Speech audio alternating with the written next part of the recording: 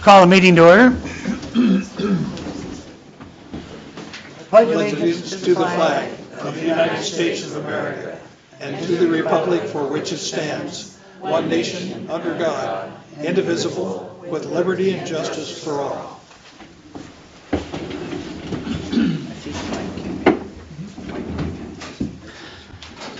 I'd like to welcome you to a regular meeting of the Board of Commissioners.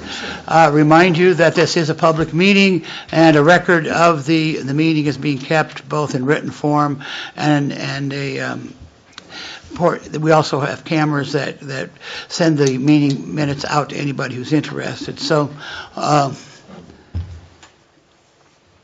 with that, we'll move into awards, recognition, and correspondence. Commissioner Elfring.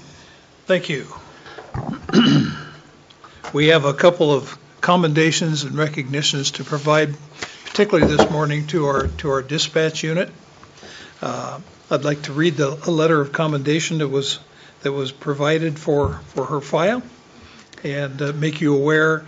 Hannah Foster on August 4th of 2019 around 1 o'clock took a 911 call with a male that was alone and having trouble breathing. You kept him on the phone while you got help headed his way. You continued to update the call and advise when the male was no longer answering your questions.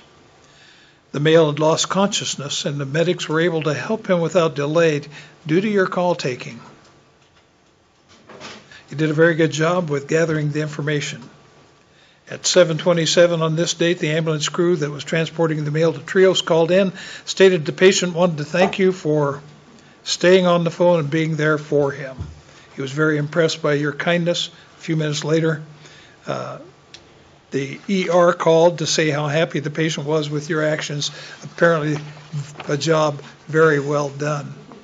That's what we really like to hear about our dispatch and about the services provided by Umatilla County. So congratulations on a job very well done. I'd like to call on Captain Llewellyn. You want to come up to the microphone? I'd like to also have Hannah come up so we can have a picture, and then I want to give her a challenge coin. A challenge? Go ahead, Bill. Oh, that's okay. Commissioner Elfring's coming, Kathy. He moves slowly. Yet still faster than Commissioner Murdoch. Oh.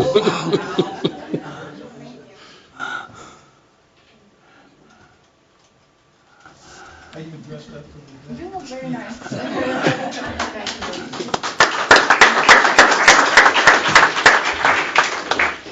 Well, congratulations. It's fortunate that dispatch moves more quickly than the commissioners. So it can be a life-saving activity. It's very, very fortunate. We have another commendation here for Eva Van Beck for a job well done. And this came from one of the people who was actually laying out there or being tended to. Man had a medical emergency and his wife was there alone with him. And the lady writes to say, on Saturday night around 7:45-ish, I called 911 from my hotel room at the Red Lion. My world came crashing down as my husband started to have what I understood to be a medical emergency. Called 911, reached a woman, guess who helped me. I don't remember her name, but we remember it. It's Eva. I panicked because we were visiting my mom 4 hours away from home. I told her what was happening on the phone on 911, told her what was happening, and at some point asked her not to leave. I believe she was probably going to get paramedics to me. I was scared because my town's dispatch will often tell me to call back with any changes. It has happened to me several times. It's always scary and unsettling when your loved one is in the midst of having a medical emergency. Eva told me she was not going to leave me. I was scared to be left alone with my husband. His breathing became faster than normal. I knew he was in trouble. Eva stayed on the line until help got there. She had me take steps to help me and my husband, and then medical providers came, and I escaped to call my mom. So very well done. Thank you for your service in doing that.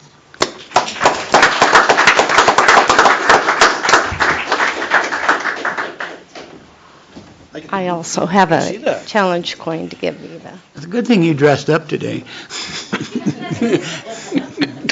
Well, I knew I was going to be here with our finest. And I also want to say that the lady, she had emailed me back and was very grateful. I asked her if I could provide the email in a public meeting, and she said yes. I told her I wouldn't use her name, and I took out medical information, but the lady was very appreciative, and she wanted us to know that, she also said that she knows that we don't get thanked very much, and she wanted to make sure that the dispatchers were thanked for that. So. She wanted to point out what a great dispatch we have compared to what she was used to. Right. Well done.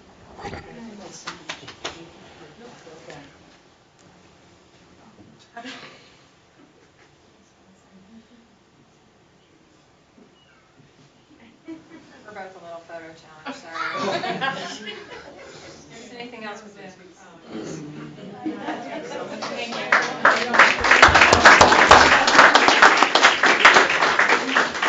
Commissioner, or Chairman, if I may, I'd like to point out that I like seeing how many dispatchers are in the audience just to recognize their own.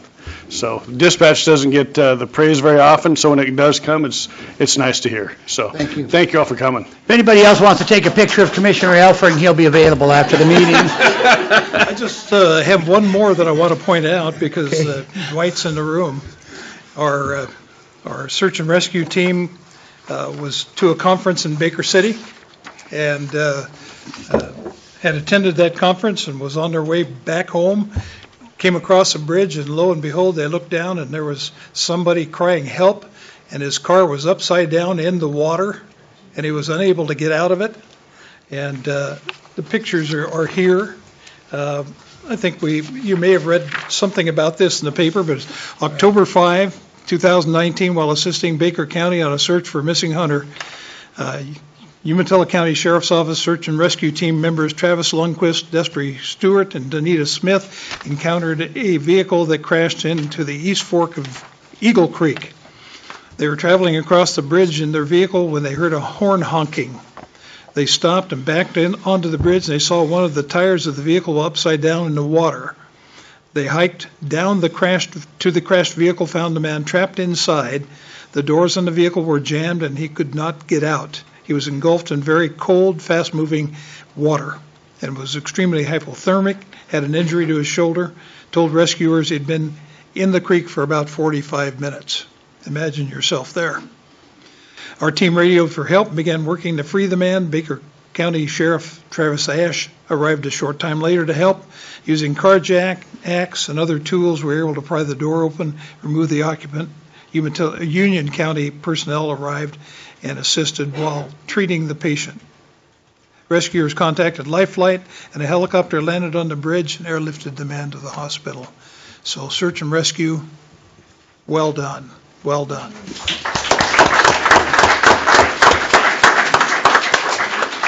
Nice, lots of good news. Okay. We have a very scintillating agenda this morning, but if you folks want to go somewhere else, you don't have to stay. Thank you for coming. Thank you. And congratulations. All right, minutes of the previous meeting, October 2nd, 2019. I move approval. Second. All in favor, say aye. Aye. Any additions to our agenda today? No. No additions to the agenda. Is there anybody who wishes to address the commissioners on a topic other than that which is on the agenda? All right. We will move into our business items. Item number 1, creation of a position.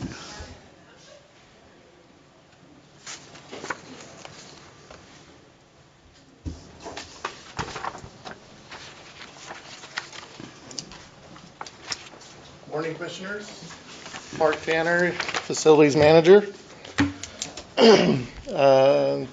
pinky that's before you is to move my half-time employee to a full-time employee in conjunction with the road department. So he would be half with maintenance and half with road, sharing him for 6 months out of the year. Duties would probably remain pretty similar between the two positions, but other than that, it's pretty straightforward. We get that door closed back in the back, Yeah. getting too much noise. There. Questions? Thank you. No, Mr. Chair, I'll move approval. So this position would be split between the two, and both, you have a part-time position and the road department has a part-time position, so between the two it becomes a full-time position? Correct. I'd second. Okay, further discussion? All in favor, say aye. Aye. Aye, okay. Thank you. You're next, oh, you have the next two items. Got to put your plaque on there, too. Go ahead. So this is a payable. We did some upgrades at the health office up at the high school, and in that process, we found asbestos, and this is to cover the abatement for that asbestos removal. Now, this was up at the high school, and was this part of our responsibility to fix the high school? County council thought, since we instigated the remodel, that it should fall onto us. It was our, It was as a result of our actions that they needed the abatement. Okay. It was not part of the school. move approval? Second. Favor, say aye. Aye. Aye, okay. Item 3, maintenance payable overhead door. This was we had the carport on the surplus area, and we were having an issue with the homeless defecating and leaving messes in that area, so we moved the garage door out to the front of the building and eliminated that area. Mr. Chair, I move approval. Just a quick question on this. It says we're paying half of the total cost of the door replacement? They wanted a down payment. Overhead Door in Pendleton is now owned by Overhead Door in Tri-Cities, and unlike the relationship we had with Pendleton, they require a deposit to start the work. So the entire job is $7,612 instead of the $38. Correct. Okay. Haven't we been on the verge of doing this for several years? Oh, yeah. Thought so. Was there a motion? Yes, I made the Second. motion. All in favor, say aye. Aye. Aye, okay. Thank you. Item number 4, election payable, Rider Election Services. Mr. Lanai is out of the office, so this is just a routine expense for elections. It's for the upcoming election, and it's for the ballots. It's been budgeted, and it's before the board because of the dollar amount. Mr. Chair, move approval. Second? All in favor, say aye. Aye. Aye, okay.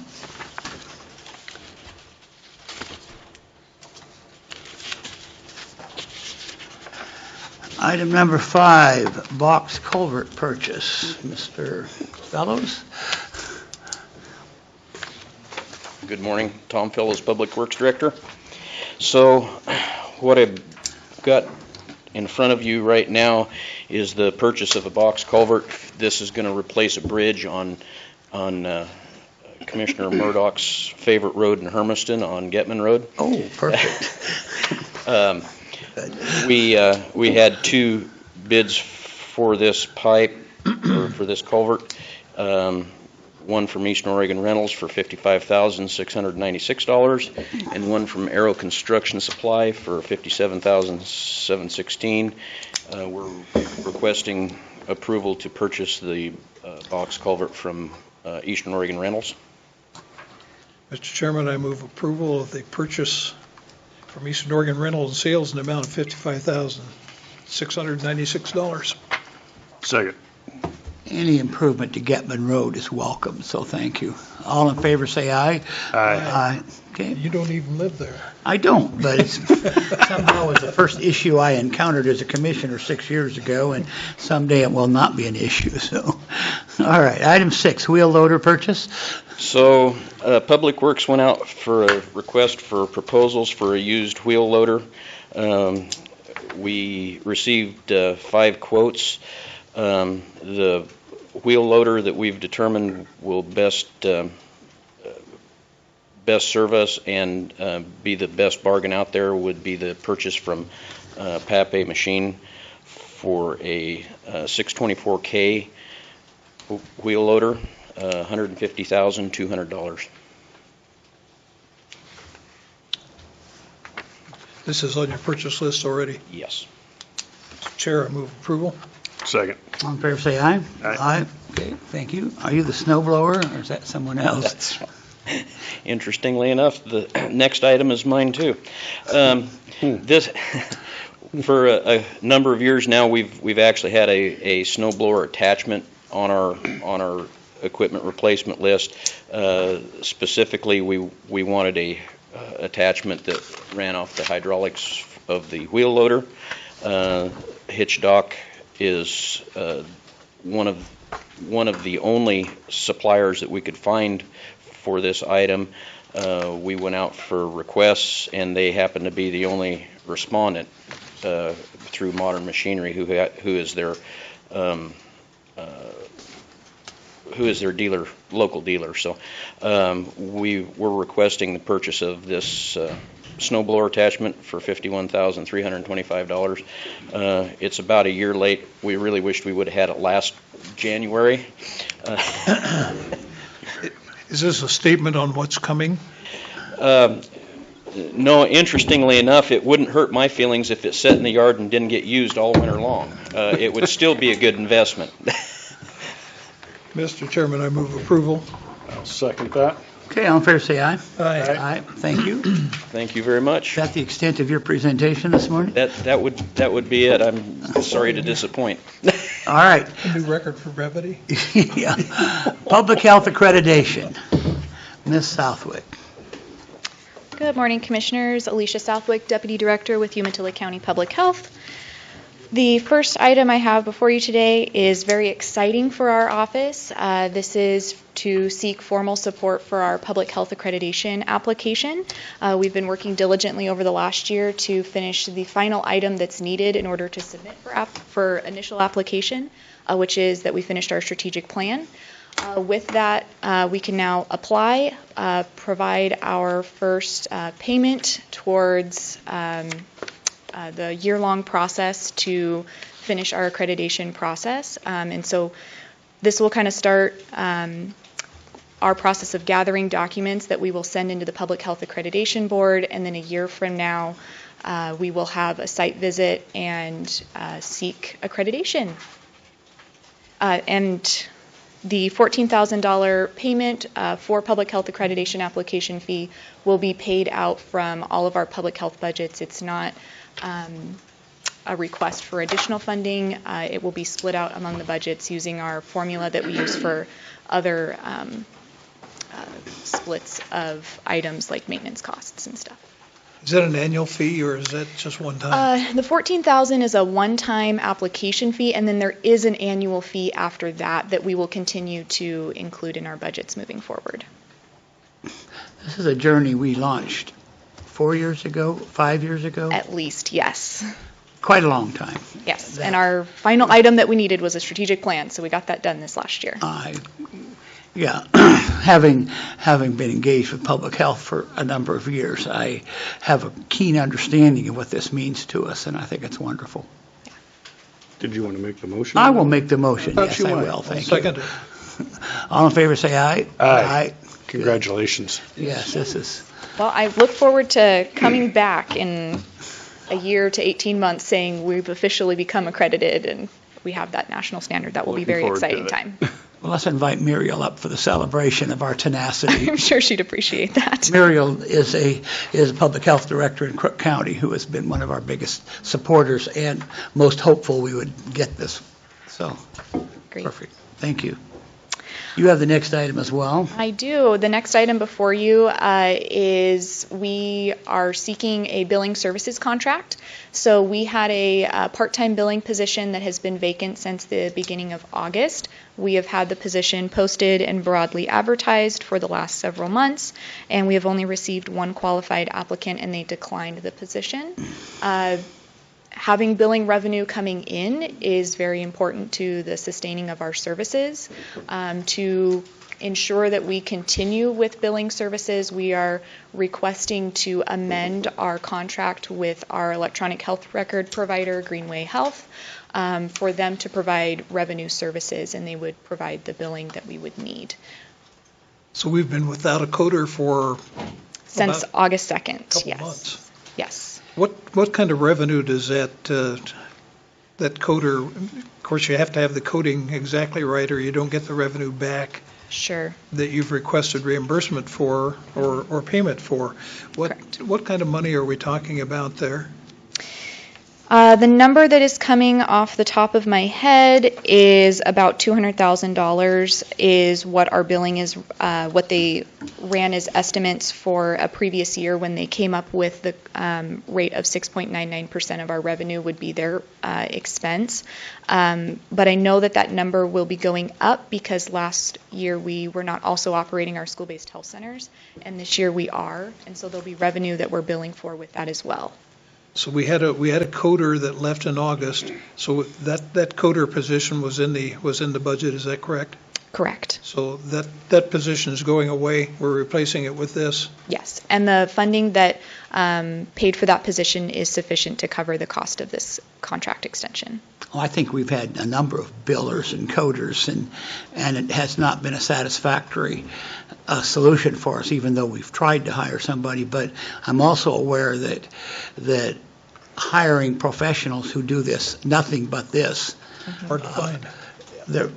but I think it's a wise move because I think not only will we be assured of quality service, but my guess is that they'll probably benefit from how well they do, and they'll be encouraged to, the word escapes me, but anyway, the more money they bring in, the better off they are too. So Correct. I think it'll be beneficial for both. Yeah, and it was exciting hearing about this potential. I'm hearing more and more health departments are doing this. They're using their electronic health record service to provide the billing and coding, and it comes with weekly and monthly check-ins from the provider, talking about how we can continue to improve revenue. Right. Be good. The word was incentive. Thank you. Yes. All right. Chair, Any other comments? Move approval. Second. All in favor, say aye. Aye. Thank you. And you have a third item? I do. Our last item is also very exciting for our office. Oregon State Legislature approved public health modernization funding in the amount of $15 million this last cycle, and the portion of that is coming to Umatilla County is $202,425.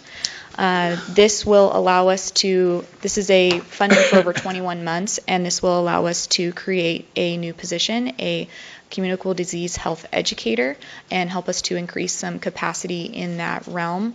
There's other items that we'll be working on through this modernization funding, including leadership, health equity, and communicable disease prevention. So is this grant by the legislature is a one-time deal? That's a good question. So last biennium, public health modernization was funded as well, but it was not funded once modernization funding reached $10 million or above. It queued funding formulas where an amount would come to each individual county. So this has been funded since 2 years before, but they were funding it through regional partnerships because the funding amount was below $10 million. So now that it's above $10 million, each county is getting funding, and it's anticipated that legislation would continue to fund at the minimum of the $15 million each biennium, with the goal, of course, that it continues to increase. So this is a permanent position. yes, our goal is that it is a permanent position. The funding trajectory for modernization is on an upward swing. Most of the funding, even though the state has a lot to say about what public health ought to look like in our county and others, most of the funding has come from counties and the federal level.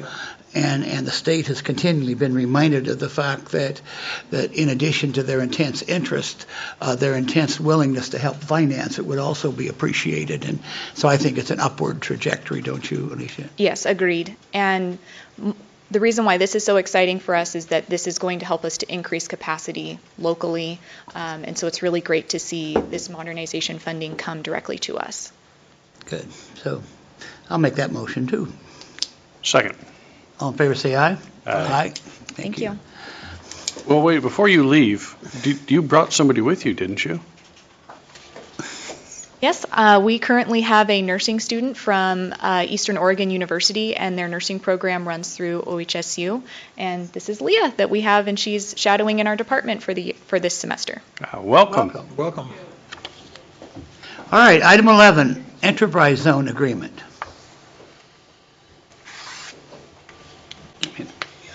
What's before the board at this time is to approve an agreement for a long-term rural enterprise zone abatement. This is coming out of the Greater Hermiston Enterprise Zone.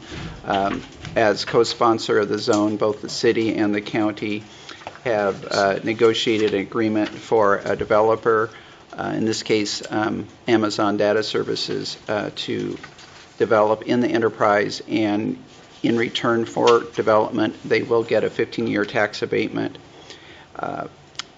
In lieu of payments for taxes, they've agreed to make a number of payments. The first off is a minimum of $2 million a year to the county and the city, which the city and the county have agreed to split equally. In addition, if there are additional data centers beyond the one, there will be $1 million in addition to the agreed upon payment. They have also agreed to make a payment equal to the amount of taxes that they would have paid if $25 million worth of the facility was on the tax rolls. So that means that each one of the taxing districts in that area will be receiving a portion. They will be making an additional payment of $50,000 a year for fire safety, which will go to the Umatilla Fire District Number 1. And then they've also agreed to make a payment for school purposes, and that will be, I believe, going to the Hermiston School District. Question, Doug, the student success fee, Yes. will that be offset by what the state of Oregon provides in school support? The plan is that it will not. It will be coming from the developer. This property is in the Stanfield School District, not the Hermiston, and this will be going to the Hermiston School District. Okay. Okay, I believe we have a question from the audience also. We may wish to call on Mark Morgan, the Assistant City Manager from the City of Hermiston, who's here, and Paul Chalmers, Director of Tax and Assessment. But Pat, you had a question? Yes, I do. Could you? Yeah. I'm Patricia Mayer from Hermiston.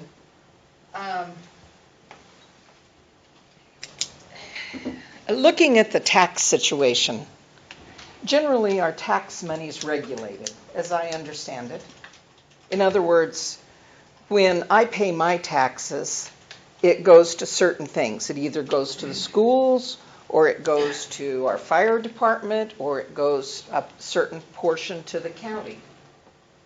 So now, and in our area, whatever area we're in, that's what that's supposed to be increasing, is our area.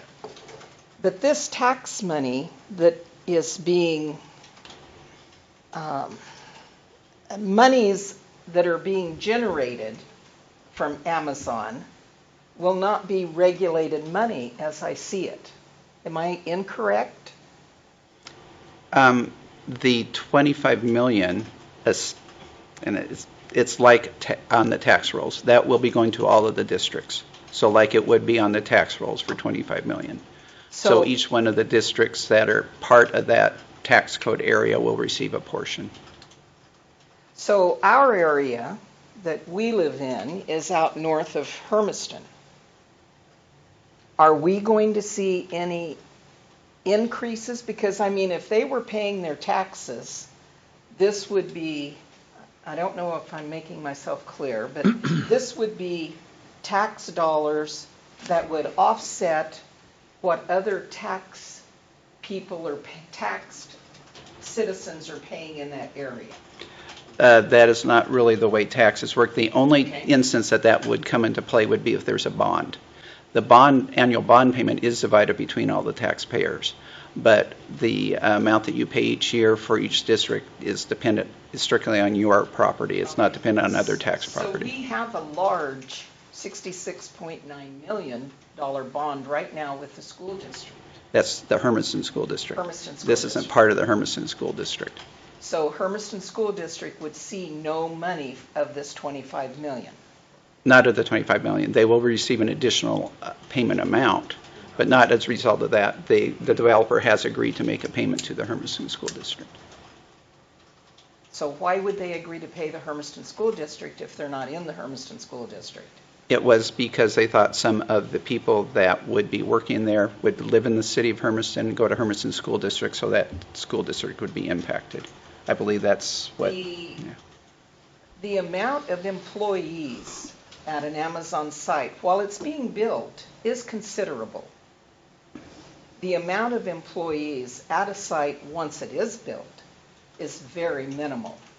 So you may see an impact, a short impact of construction workers, but once that site is built, they have traveling technicians that go around. And that's very minimal, and they have a security force of probably 6 to 8 people per site. So you're not talking huge employment.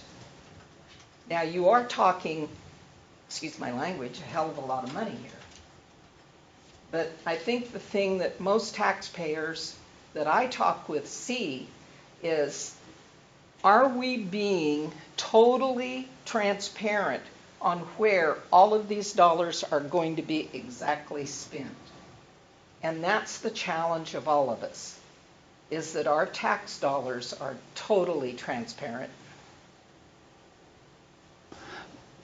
Well, first of all, we cannot, we cannot expand as an entity, neither the county nor the city can spend any of that money without being transparent.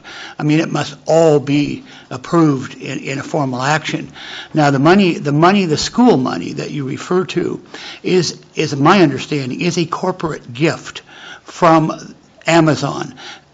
We cannot control. It's, I suppose, a part of the agreement, and yet Amazon has agreed to give a corporate gift to the schools. That is somewhat true. That may be somewhat untrue, because if we decline them and say, no, we want you to pay taxes, will they get that corporate gift? Well, But there'd be no... that's conjecture. In my estimation, if we decline them, we won't get anything from them because they'll go somewhere else. I mean, Well, they're already building. no, not there, they aren't. Not at the site you're talking about. No, they aren't there. They've already built 2 other sites. They've built 2 there, but if the reason that enterprise zones exist, and a couple of people know more about it than I do, but the reason enterprise zones exist, or SIP agreements exist, is as an incentive to bring them to our area. If we did not offer those, they would go somewhere else. Well, hopefully you read the Rick Sherman's comment last night at the meeting about, this is 2% of our budget that you're going to give us, as though that's a drop in the bucket. I did a personal calculation on that. And if Fire District 1 got 2% of their budget for every 40 jobs that came into the community, it would take 1,000 jobs to double their budget. And I think there's probably 10 or 12,000 jobs in Hermiston. I don't know what the number is. But actually, when you state it as 2%, it doesn't sound like much. When you compare it with actually the 40 jobs that are coming in, and magnify that, it really is a disproportionately generous contribution. And it's a 2% amount that they would not have otherwise received. Right. Well, no, we understand that, but in the taxes that they would pay, there would be some of that would be pushed towards them as well. They'll get additional revenue. Right. Yes. Right. True. Thank you. Mark, do you want to? One added point, and do note that in terms of the corporate gift, that differs from if the company was paying the money in taxes to Hermiston or wherever else, there is no particular benefit because the state simply subtracts that from the funding formula.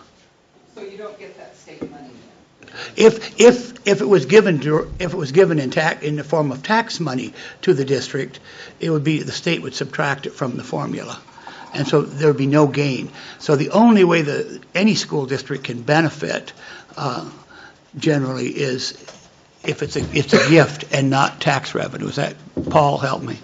Yeah. Yeah, so good morning, Commissioners. Good morning, Mark. Mark Morgan. I'm Assistant City Manager, City of Hermiston, also the Administrator of the Greater Hermiston Enterprise Zone. I just want to thank all of you, and specifically all the county folks that helped us work on this. Commissioner Murdoch for helping to provide guidance, County Council, Doug Olson, as well as Paul Chalmers and Robert Paul.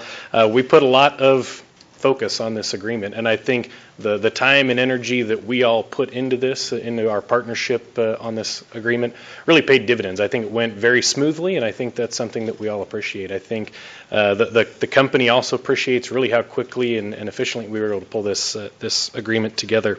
Because obviously, the city of Hermiston, the West End Umatilla County, we all want to make sure that Umatilla County as a whole remains attractive to folks like this to invest extremely large sums of money into Umatilla County.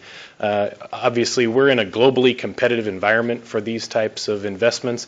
The company in question has similar types of deployments, not just here regionally, but also elsewhere in the United States, Europe, South America, all over the world. And so when they're looking at investing these sums of money, these types of incentives absolutely make a decision factor of whether or not they're going to invest here or elsewhere.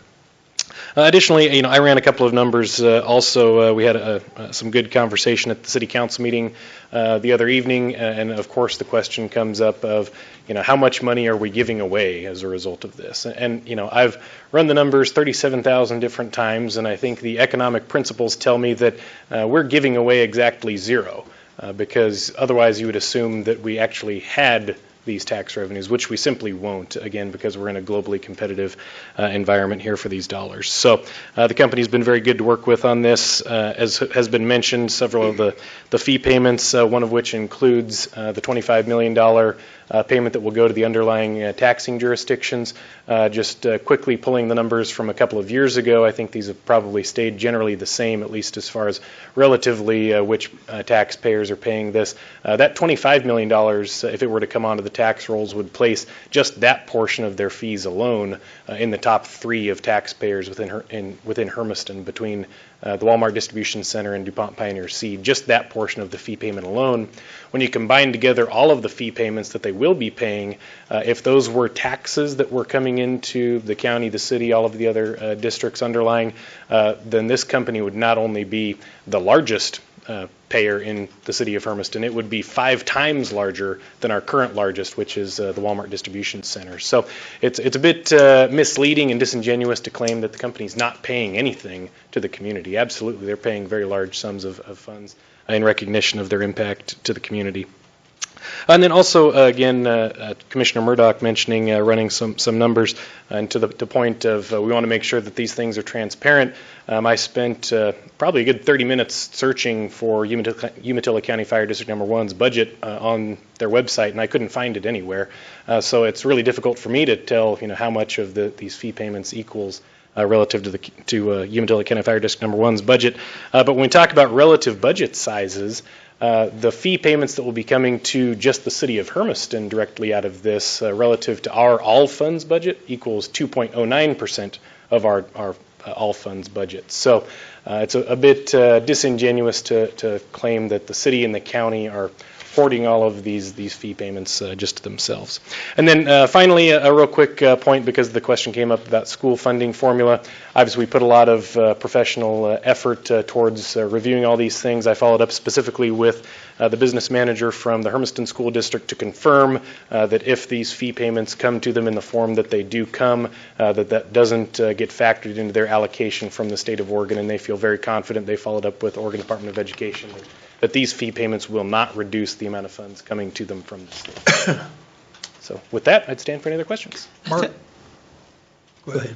A brief question. The investment that is being made there by Amazon, by data,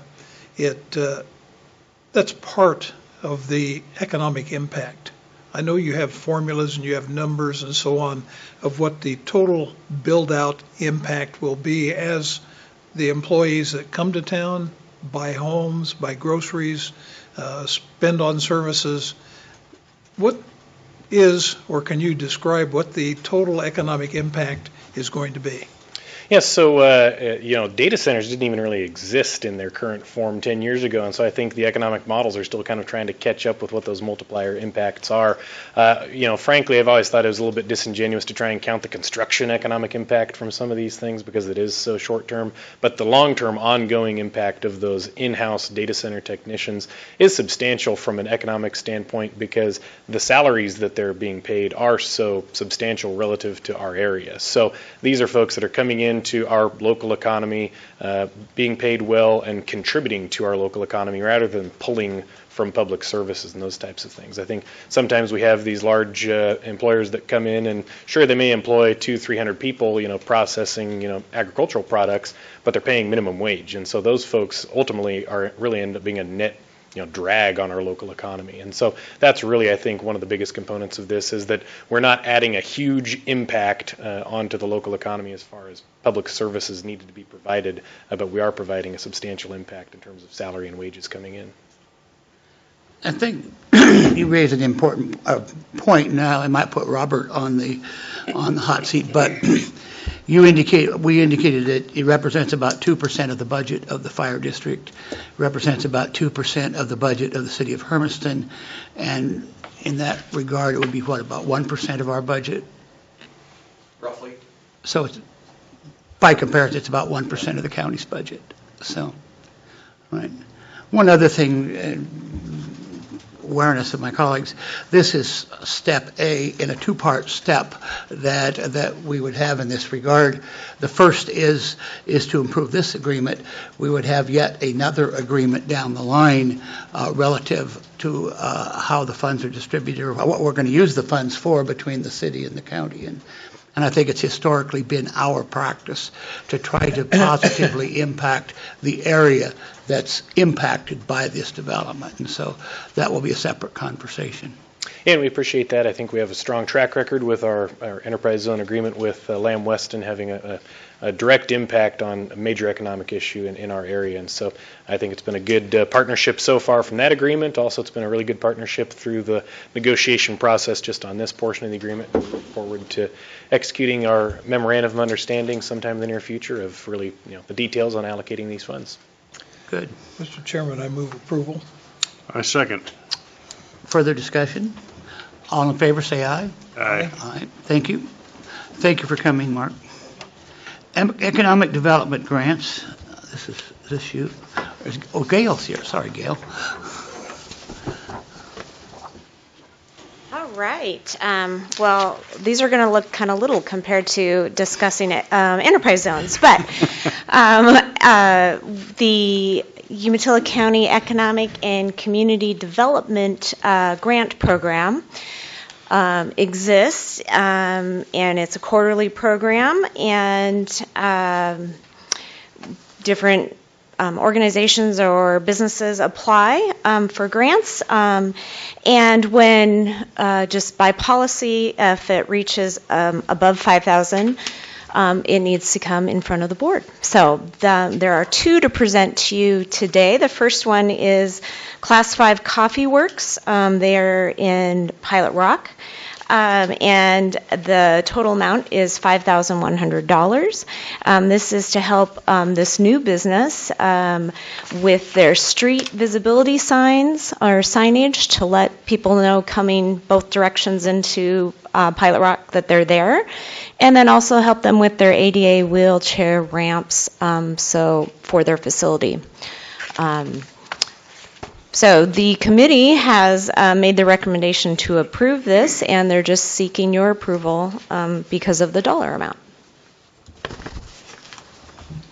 Mr. Chair, I move approval. Well, second. Discussion, questions? All in favor, say aye. Aye. Okay. Okay. Work on that. You're welcome. The second one is Umatilla County Historical Society. They're asking the amount of $10,000. This is for one of their, I would say, overall projects as a organization. They, for several years now, have been looking at kind of overall improvements to both their facility, their exhibits, their community bargain counter as a source of funding for themselves. So they've done a lot of work in the last few years as an organization. And this is one piece of that. They are looking at replacing the flooring throughout the museum, particularly in the Reese Community Room, and then farther in through to their administrative offices. But this is replacement of the flooring, and they have listed several other grantors that they are applying to. So this is just a percent of the total bill of their overall project. But $10,000, again, the committee looked through this, have worked with them in the past, and feel that they are fiscally responsible and complete their projects, and so they recommend approving this, and again, from the dollar amount is coming to you as the board. Again, Gail, you probably already mentioned it, and I may have missed it, but these funds are funds that come to us from the state of Oregon as a share of lottery dollars. Correct. They don't impact our our taxes here, and they are channeled and as we say, siloed exactly to the purpose that we're putting them to here.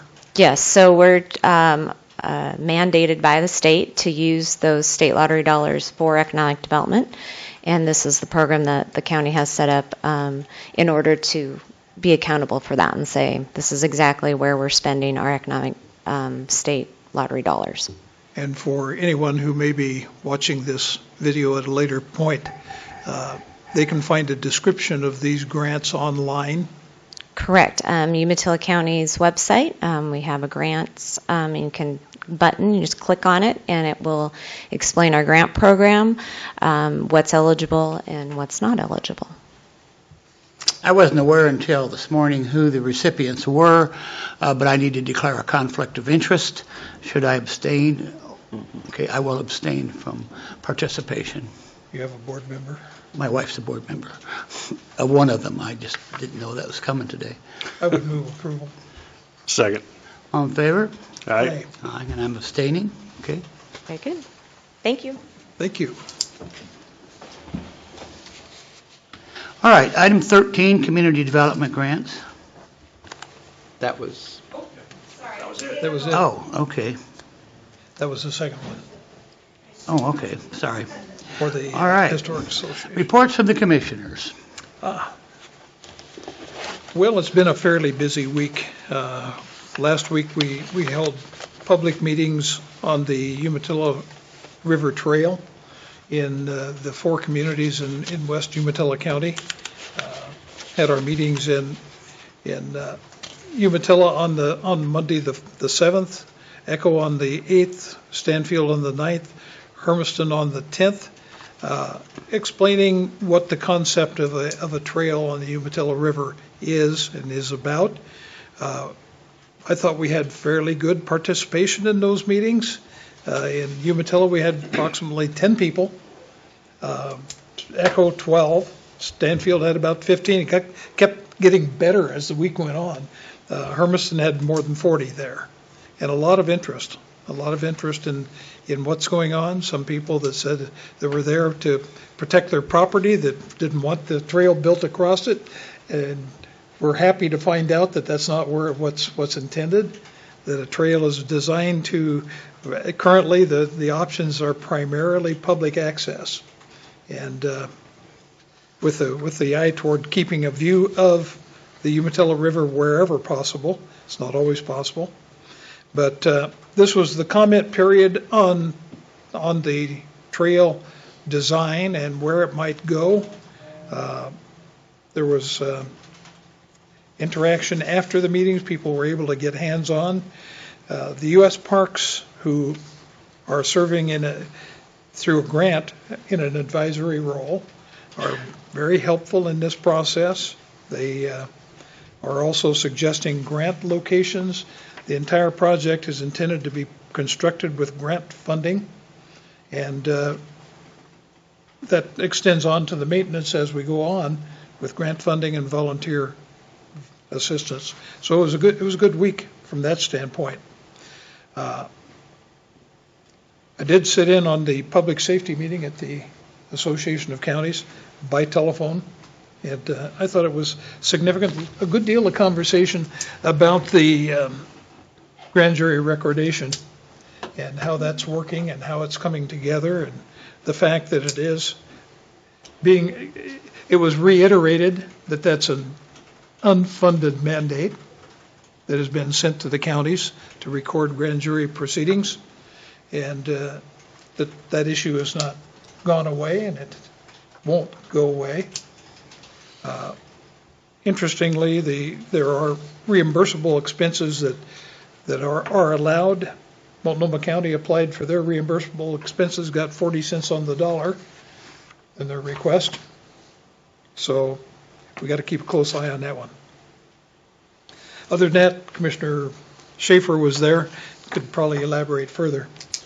I think you pretty much hit all the high spots on that one. I also went to the governance meeting as well on AOC Day, and there was a lot of talk on that one as well about the unfunded mandates. So, and a lot of the talk was going forward on the upcoming elections and ballot measures and that kind of stuff. So that was it was a good day. But other than that, I don't have anything to report.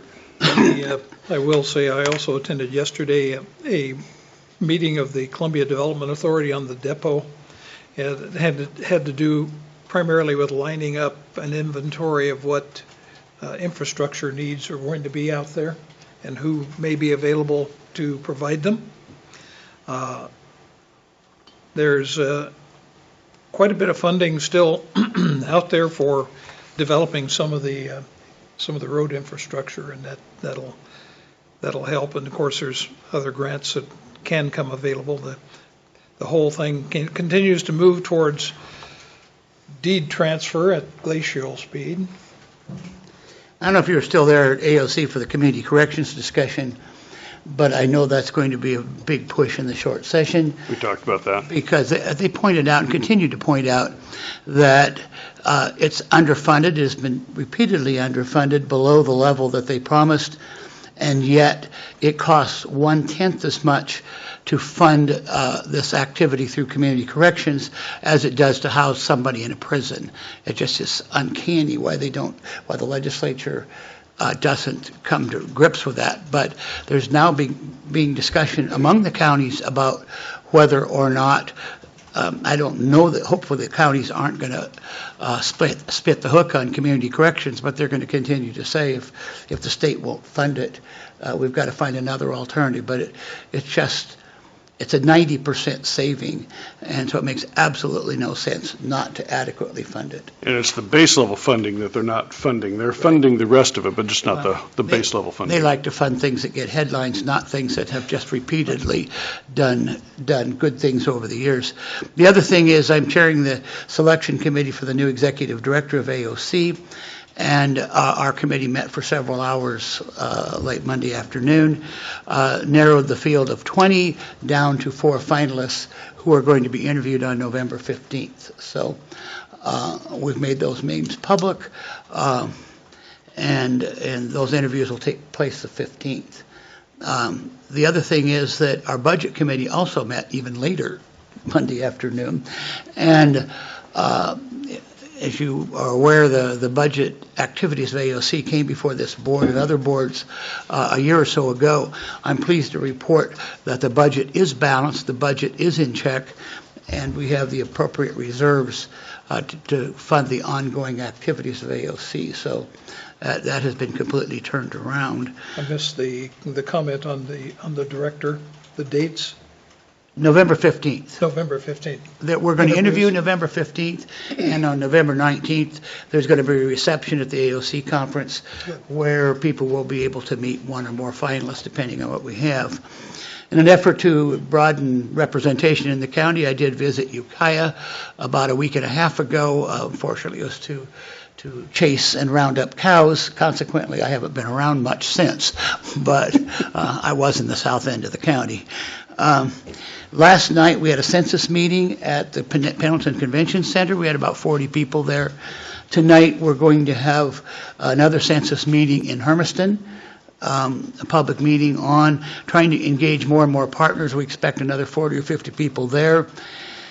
I'm working on the work group for the census at the NACO level, and originally we said that this results in the distribution of $900 billion, which is about $2,500 per person that's identified in the census. The latest figure is $1.5 trillion and $4,000 per person. So we're coming up with, it's really getting to be an effort in the county. We were one of the first counties. I was told by the U.S. Census, had somebody there last night. They said Umatilla County is one of the first counties, not just in the state, but in the nation, to organize itself. And we're getting more and more partners understanding the fact that it makes great sense to us, not just in terms of revenue, but also we're in line to get a sixth member of the House of Representatives if we do our work diligently. The other thing is we've been having a series of town halls. We're often asked as commissioners to hold town halls. I think all three of us are involved in those. My town hall last night was at the community room of Pendleton, and while we've been asked repeatedly to have the town hall meetings, and this was advertised in the media, there were several people there who were not engaged in putting on the program. Two people, I believe. The two of you were not engaged in putting on the program. The other 6 people present were all involved with putting on the program. I don't know how it went at Milton Freewater. We actually meet on the 25th of Milton Freewater. Okay. It hasn't been held yet. Okay, so at least we are trying to be visible. Oh, one other thing I forgot to mention, Mr. Chair. I went to the Prison Advisory Council meeting yesterday, and they took us on a tour of their new wellness facility.